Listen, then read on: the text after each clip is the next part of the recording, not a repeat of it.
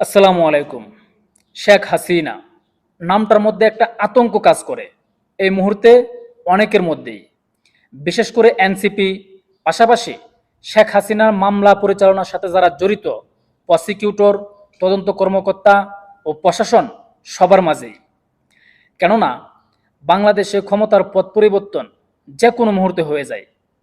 যদি শেখ হাসিনা আবারও প্রত্যাবর্তন হয়, তাহলে যারা এই কাজের সাথে জড়িত তারা কিন্তু কেউ রেহাই পাবে না। আর এই কারণেই তাদের মাঝে একটা আতঙ্ক বিরাজ করে। শেখ হাসিনা একটা বক্তব্যে বলেছিল যে আমি যা বলি তা করি। হ্যাঁ, এটা সত্য। শেখ হাসিনা যেটা চায় সেটা করে। যদি শেখ হাসিনা আবারও আসে তাহলে কিন্তু এটা করবে। কেননা 5 আগস্টের পর থেকে বাংলাদেশে যে প্রতিহিংসার রাজনীতি তৈরি হয়েছে, শেখ হাসিনার প্রত্যাবর্তন হলে বা শেখ হাসিনা আবারও ক্ষমতায় আসলে এগুলো কিন্তু হবে, এটা সত্য। আর এই কারণেই দৈনিক ইত্তেফাক একটা নিউজ করেছে যে সাবেক প্রধানমন্ত্রী শেখ হাসিনা মামলা পরিচালনার সঙ্গে যারা জড়িত প্রসিকিউটর, তদন্ত কর্মকর্তা, আইন শৃঙ্খলার রক্ষাকারী বাহিনী সদস্য এবং আদালতের কর্মচারীদের ভয়াবহ পরিণতির হুমকি দিয়েছেন। মানে শেখ হাসিনা তাদেরকে হুমকি দিয়েছে তাদের জীবন নিরাপত্তা। এ বিষয়ে উঠে এসেছে তার বিরুদ্ধে আদালত অবমাননার অভিযোগে দায়ের করা মামলার পূর্ণাঙ্গ রায়ে আন্তর্জাতিক ট্রাইব্যুনাল 1 মামলার শেখ হাসিনাকে 6 মাসের বিনশ্রম কারাদণ্ড প্রদান করেছে। একই মামলায় শেখ হাসিনার পাশাপাশি গাইবান্ধা, গোপালগঞ্জের আওয়ামী লীগের নেতা শাকিল আকন্দ বুলবুলকেও 2 মাসের বিনাশ্রম কারাদণ্ড প্রদান করেছে ট্রাইব্যুনাল। মামলার মূল প্রমাণ হিসাবে একটি অডিও ক্লিপ গত বছরের অক্টোবর মাসে ভার্চুয়াল মাধ্যমে ছড়িয়ে পড়ে। মানে সোশ্যাল মিডিয়ায় একটা অডিও ক্লিপ ছড়িয়ে পড়ছে, এটাই তার প্রমাণ। সেখানে শেখ হাসিনা ও বুলবুলের কথোপকথন শোনা যায়। এই অডিও ক্লিপটি সিআইডির ফরেনসিক ল্যাবে পরীক্ষা করা হয়। মানে যে অডিও ক্লিপটা এটার ভুয়া নাকি সঠিক, এই কারণে সিআইডি ফরেনসিক ল্যাবে পাঠানো হয়েছে।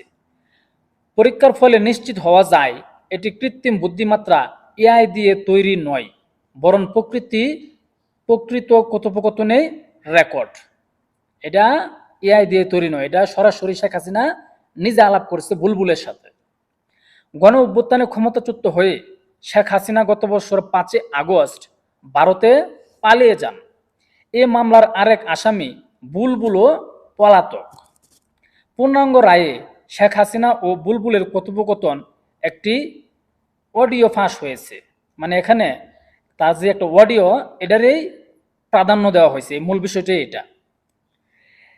এর এক জায়গায় শেখ হাসিনা বলেন, যে আলাপটা হয়েছে, আলাপের এক জায়গায় শেখ হাসিনা বলেন, ওই সব তালিকা করো আর অফিসারদের বলো আমরা তালিকা পাঠাচ্ছি নেত্রীর কাছে, উনি চাইছেন ভবিষ্যতে কাজে লাগবে। শেখ হাসিনার এই কথার পর বুলবুল বলেন, জি নেত্রী, জি, আসসালামু আলাইকুম। এরপর শেখ হাসিনা বলেন, চাকরি সামনেও করতে হবে। যারা মানে শেখ হাসিনা ক্ষমতাচ্যুত হওয়ার পর যে প্রশাসন আওয়ামী লীগ নেতাকর্মীদের উপর জুলুম নির্যাতন করছে, মানে তাদেরকে হুমকি দিচ্ছে যে চাকরি সামনেও করতে হবে। এটা ভুলে যেও না যেন, এক মাগে শীত যায় না। অডিওতে শেখ হাসিনাকে আরও বলতে শোনা যায়, একটা কথা আমি বলি, তোমাদের কার বাড়ি পুরাইছে কে?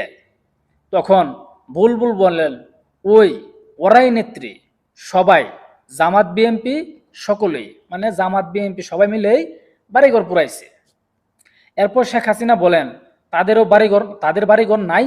বুলবুল বলেন, আছে নেত্রী। হাসিনা বলেন, তাদের বাড়িঘর নাই? বুলবুল বলেন, জি আছে। শেখ হাসিনা বলেন, তাহলে সবকিছু কি প্রকাশ্যে করতে হয়? বুলবুল বলেন, জি না, না নেত্রী, জি। এরপর শেখ হাসিনা, আমাদের বাড়িঘর নাই, তাদেরও বাড়িঘর থাকবে না।